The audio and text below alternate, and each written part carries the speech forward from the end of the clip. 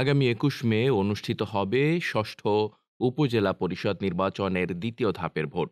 এ ধাপের ভোটে ঋণ খেলাপিরা যেন প্রার্থী হতে না পারে সেজন্য সকল রিটার্নিং কর্মকর্তাকে প্রার্থীদের তথ্য দিতে বলেছে বাংলাদেশ ব্যাংক। কেন্দ্রীয় ব্যাংকটির ক্রেডিট ইনফরমেশন ব্যুরোর অতিরিক্ত পরিচালক মোহাম্মদ আনিসুর রহমান এ সংক্রান্ত চিঠি দিয়েছেন রিটার্নিং কর্মকর্তাদের। এর আগে নির্বাচন কমিশন ঋণ খেলাপিদের তথ্য দিতে প্রয়োজনীয় ব্যবস্থা নিতে বলেছিল। আনিসুর রহমান তার চিঠিতে বলেছেন, উপজেলা পরিষদের দ্বিতীয় ধাপের নির্বাচনে মনোনয়নপত্র দাখিলকারী প্রার্থীদের ঋণ খেলাপ সংক্রান্ত তথ্য প্রদানের লক্ষ্যে সকল প্রার্থীর পূর্ণ নাম, পিতার নাম, মাতার নাম, স্বামীর নাম, বাংলা ও ইংরেজিতে, জাতীয় পরিচয়পত্র নম্বর, করদাতা শনাক্তকরণ সংখ্যা, জন্ম তারিখ, স্থায়ী ও বর্তমান ঠিকানা সম্বলিত তথ্য সংযুক্ত ছক অনুযায়ী যথাযথভাবে পূরণ করে রিটার্নিং অফিসার, সহকারী রিটার্নিং অফিসারের নাম সহ সিল, স্বাক্ষর ও ফোন নম্বর প্রদানপূর্বক ইমেইলের মাধ্যমে পাঠাতে হবে। দ্বিতীয় ধাপের উপজেলা ভোটে 2055 জন প্রার্থী মনোনয়নপত্র দাখিল করেছেন। নির্বাচন কমিশনের অতিরিক্ত সচিব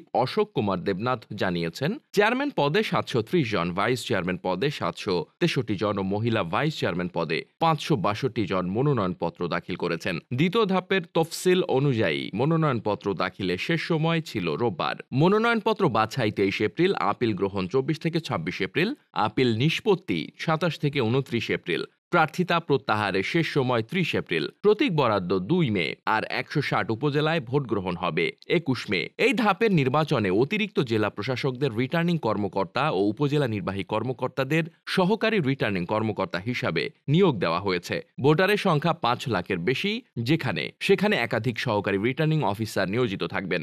এই ধাপের নির্বাচনে রিটার্নিং কর্মকর্তা হিসেবে জেলা নির্বাচন কর্মকর্তা ও সহকারী রিটার্নিং কর্মকর্তা হিসেবে উপজেলা নির্বাচন কর্মকর্তাদের নিয়োগ করা হয়েছে।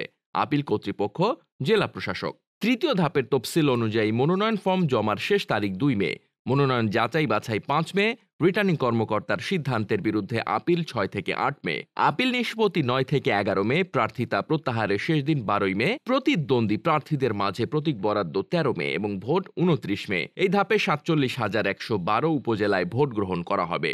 এই ধাপের রিটার্নিং কর্মকর্তা হিসেবে অতিরিক্ত জেলা ও অতিরিক্ত আঞ্চলিক নির্বাচন কর্মকর্তা এবং অতিরিক্ত জেলা প্রশাসকদের নিয়োগ দেওয়া হয়েছে। রিটার্নিং কর্মকর্তাদের সিদ্ধান্তের বিরুদ্ধে আপিল আবেদন আপিল কর্তৃপক্ষ হিসেবে নিষ্পত্তি করবেন জেলা প্রশাসক।